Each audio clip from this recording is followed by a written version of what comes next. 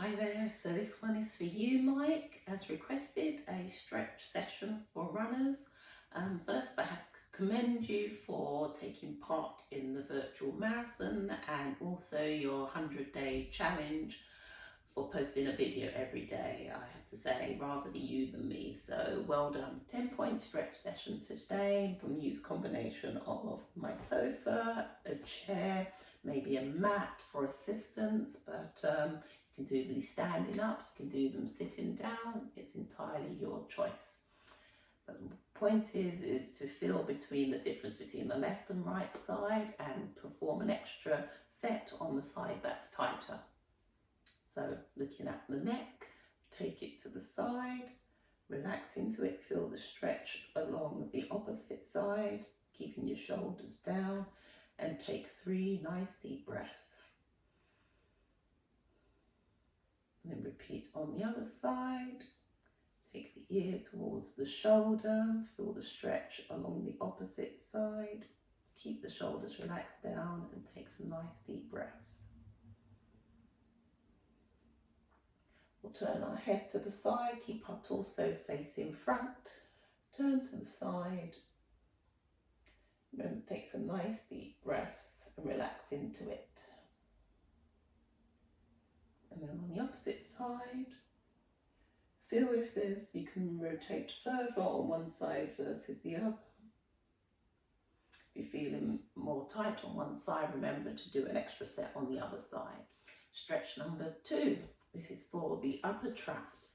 Now this muscle here is called the levator. If it's tight, you may find it hikes your shoulder up a little bit. So we'll stretch this area. So this one will hold for between 3 and 5 seconds. And if one side is tighter than the other, then you should, in your own time, spend more time on the tighter side. So what you want to do is take your hand, put the palm on the back of your shoulder, take your chin, point it down to the knee, and then you want to take your chin down to your chest and apply a light pressure with your fingertips to the back of the head until you feel the stretch along the opposite side. Take some nice deep breaths and relax, and the other side. So hand on the shoulder, try and get the elbow pointing towards the ceiling, chin towards the chest, looking down. Take the fingertips, apply a light pressure to the top of the head and feel a stretch in this region. If you don't feel the stretch, then the area is not tight, and that is a good thing. So again, if you feel one side is tighter than the other, spend more time on the tighter side. Area number 3 is the piriformis, so deep muscle in the glute region. So for this one, cross legs, so think figure of 4. So what you want to do is not don't rest on the ankle joint, just a little bit on the lower leg. What to do is sit up tall and bend from the waist. You don't want to bend from the upper back, then you're not getting to the glute area. So you bend from the waist, gently lean forward.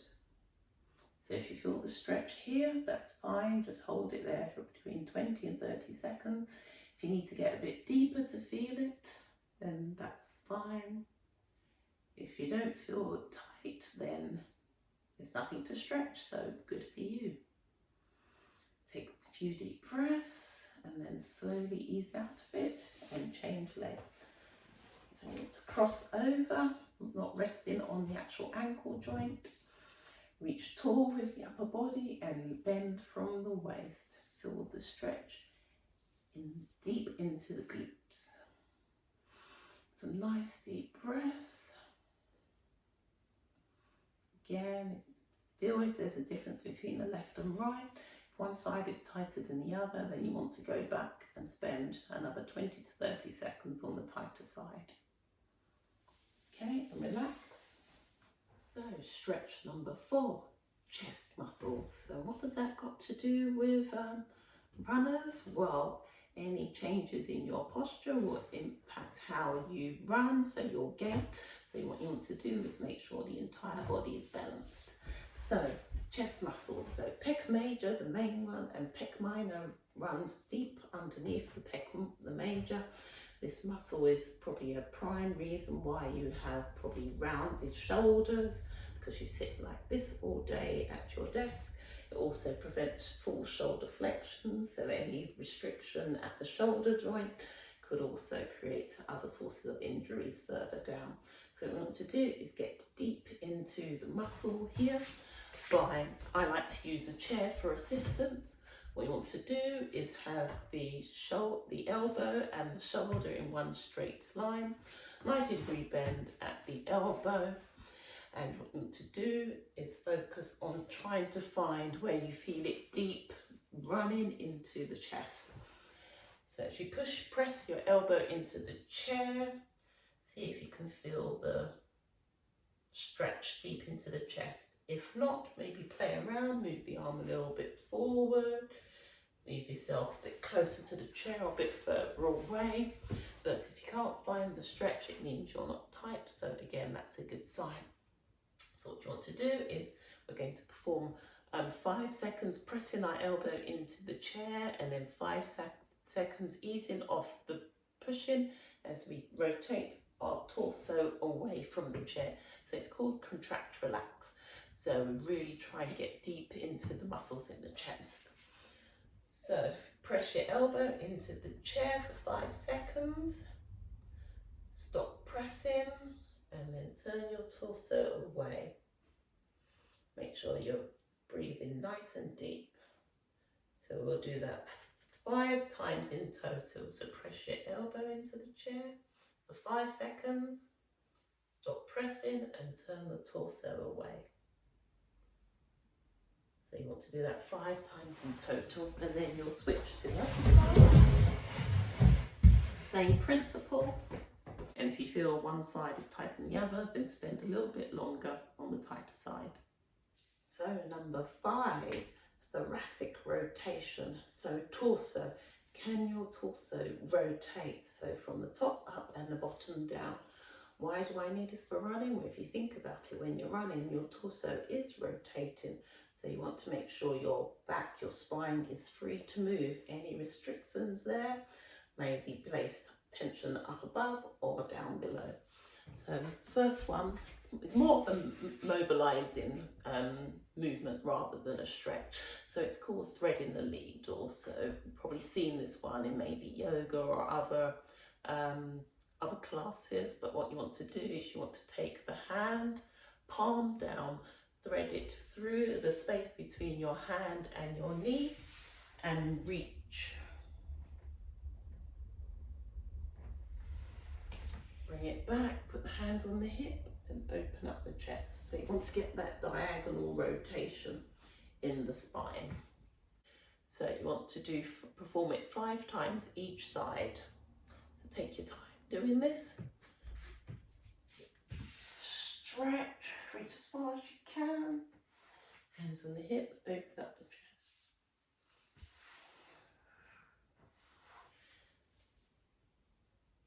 So breathe out as you stretch your arm.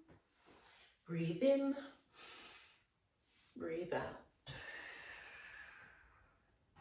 Breathe in, breathe out. Repeat it on the other side 5 times. That probably wasn't 5 times, but you can do it in your own time. So breathe in, breathe out. Breathe in, breathe out. In, out. In, out. In.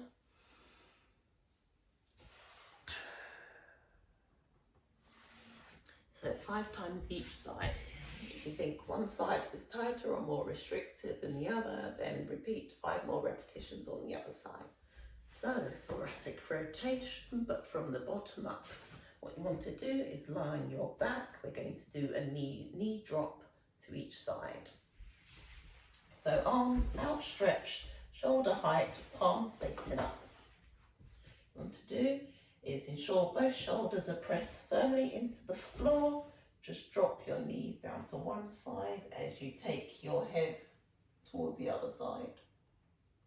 If you get your knees only to about 45 degrees, that's fine, but ideally, to ensure you've got sufficient rotation in your torso, you want to be able to get your knees all the way down to the ground, while both back of the shoulders are firmly into the ground.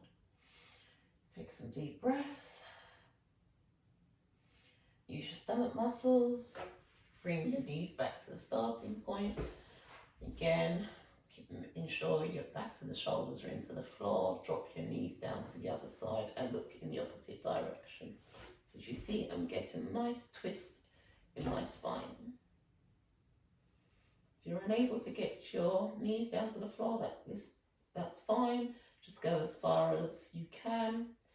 If your shoulder's coming off the floor, then that defeats the purpose of the stretch. So only go to the point where you can maintain the back of your shoulders into the floor. So again, maybe hold for 20, 30 seconds each side before you come to start point. Maybe you can repeat that 2 to 3 times each side. And then hopefully over time, you will improve the rotation. A more intense version of the torso rotation from the bottom up is when you cross your one leg over the other. So same position, arms outstretched, shoulder height, palms up. Sorry, you're unable to see this. What you want to do is cross your left leg over your right, drop your knees towards the right and look towards your left, keeping the back of your shoulders in contact with the floor. Only drop your knees down to where your backs of your shoulders are in contact with the floor. Hold for 20 to 30 seconds, take some nice deep breaths before you change to the other side. Come to starting point, change sides. So cross your right over your left, drop your knees to the right and look towards your left. Again, only lower your knees down to where you can maintain contact of the backs of your shoulders into the floor. Otherwise, it defeats the purpose of the stretch. You should feel a nice rotation stretch towards the lower back. Take some nice deep breaths. Again, sort of 20, 30 seconds. Stomach muscles, come back to starting point. What you want to do is repeat on the side where it's tighter. Next one is for the big muscle along the sides of the back, so the lats or the Latissimus Dorsi. This is a big muscle, and if tight, again, it can get in the way of shoulder flexion, also stops sort of movement in the thoracic spine, so that gets really tight. So if you've heard of child's pose, so if you're a yogi, you know this one very well to do. If you can, get your bottom close towards your heels. Here is fine, or here, if your mobility allows, flexibility allows, get your bottom close to your thighs. Sorry, get your bottom close to your heels. What you want to do is take one hand, palm up, stretch it to the opposite end of the mat. Place one hand on top of the other. What to do is feel someone's pulling your arm in one direction and your bottom in the other. So you feel the stretch all along the side of the back. So as you place the tension, one hand to the other, and you're moving your bottom away from your hand. You feel the stretch all the way from the triceps, the armpits down to the side of the back. Again, if you're not tight, you won't feel the stretch, which is fine. So you want to hold this one for 20 to 30 seconds. Take some nice deep breaths and change sides. So take the hand, palm up to opposite end of the mat. Clasp the hands together. Move your arms forward and your bottom backwards, so you feel the stretch all from the tricep, armpits down the lats, down the sides of the back. Take some nice deep breaths and hold for 20 to 30 seconds. Another way is come forward take the bottom away from the heel, hands together, hold it there as you try and sit back. What you can do is also rotate from one outer edge of the hand to the other. So you might feel the stretch slightly differently in different places along the back. Give you a sense of which area needs more focused attention. Then the other side, hand palm up one end of the mat, and then securing the other hand in place. Try and sit back. So number 7, I think it's number 7. So big muscles, quads. Okay, we'll probably even get into the TFL and the IT band along the side as well, and the hip flexors. Try and get it in all one move. So this is quite a tricky stretch to get into, however, it's a good one.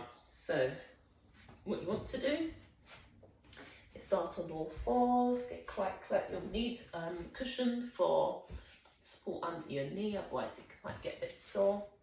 So what you need to do, take the right foot, hook it over the edge of the sofa, and bring the left foot on the floor.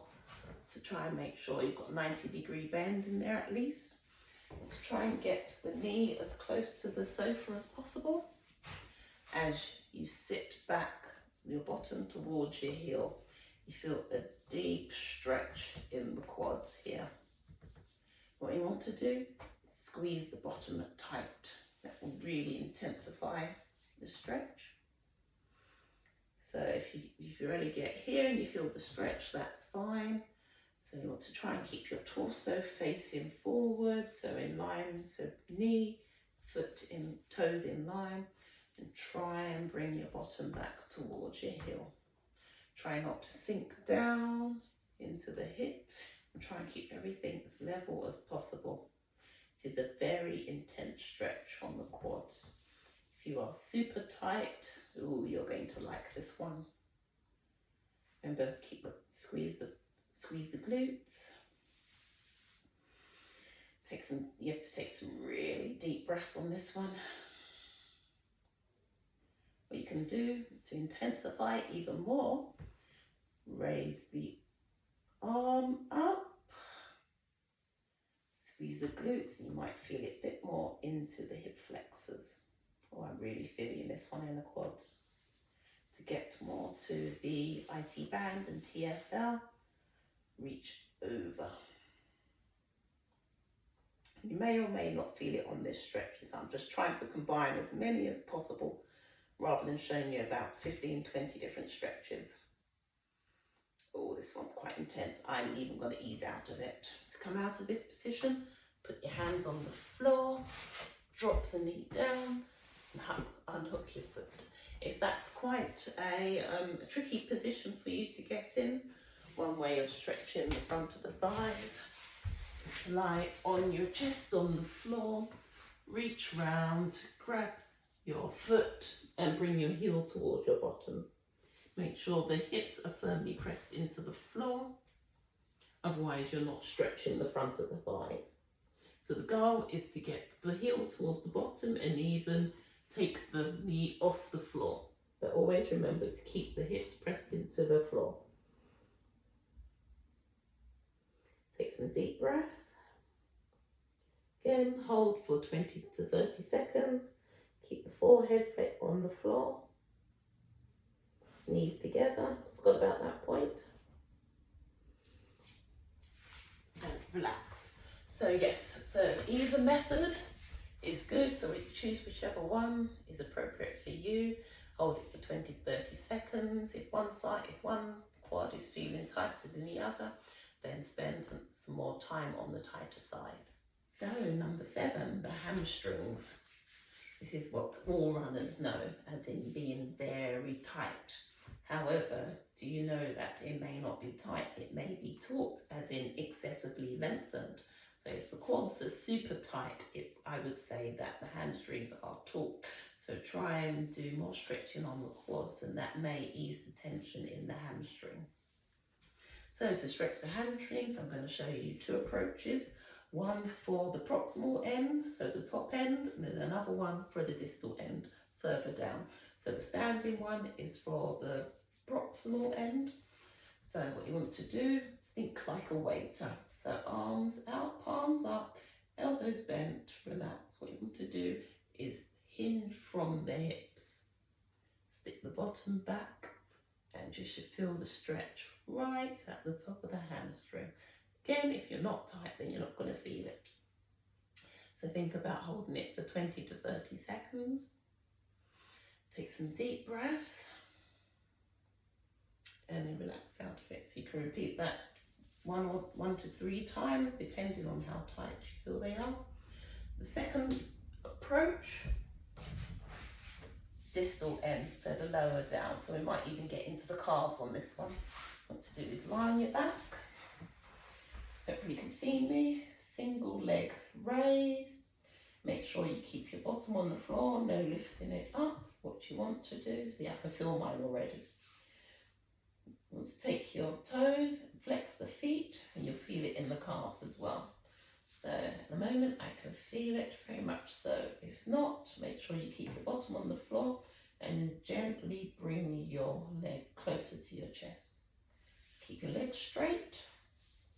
Again, hold it for 20 to 30 seconds and repeat it on the other side. So number 9, the adductors, inner thigh muscles. So these also can impact the tension that's in the hamstrings.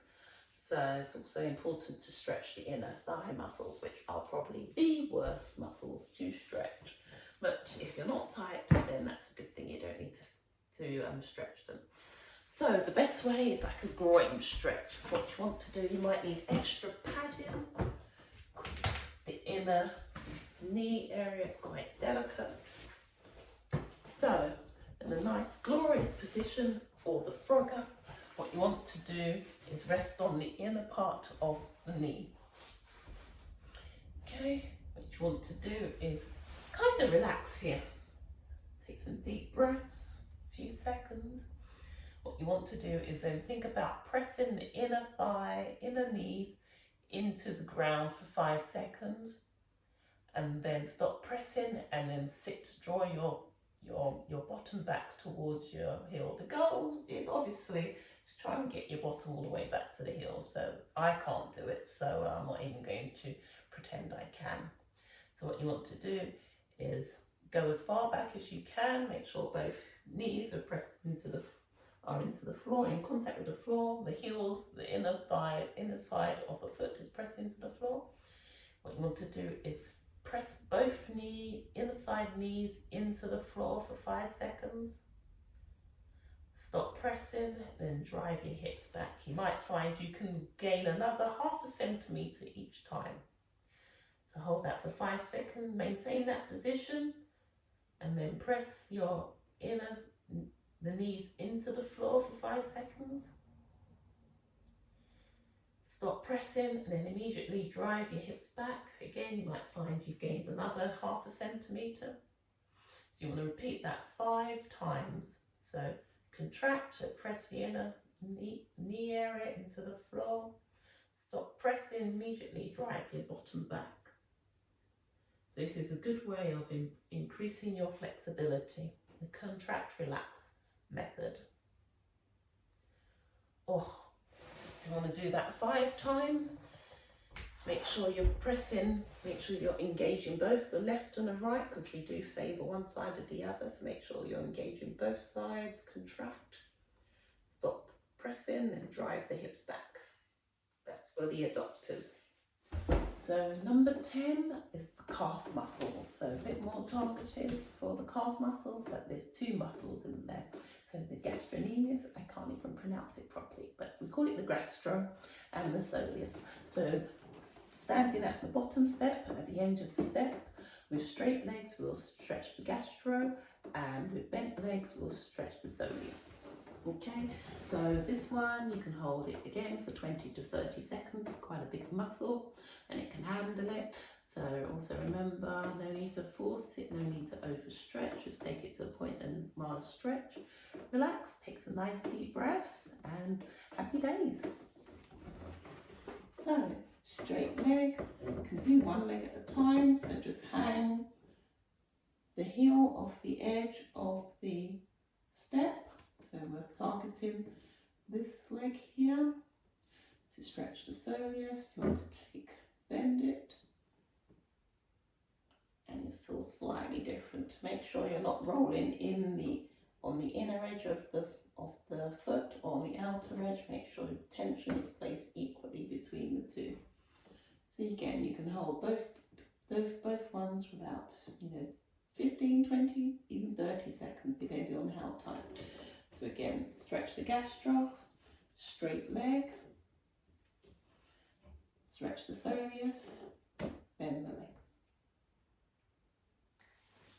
So that was a whistle-stop tour of the body and stretching. So I picked the 10 main areas which tend to get tight, whether you're a runner or sedentary most of the day. So the basic principle is if the muscle is tight, it needs to be stretched to restore the optimal length-tension relationship in the body. So if you have any questions, then please feel free to send me a message. I'll do my best to answer it. If not, I will find someone for you to answer the question. Okay, have a lovely day.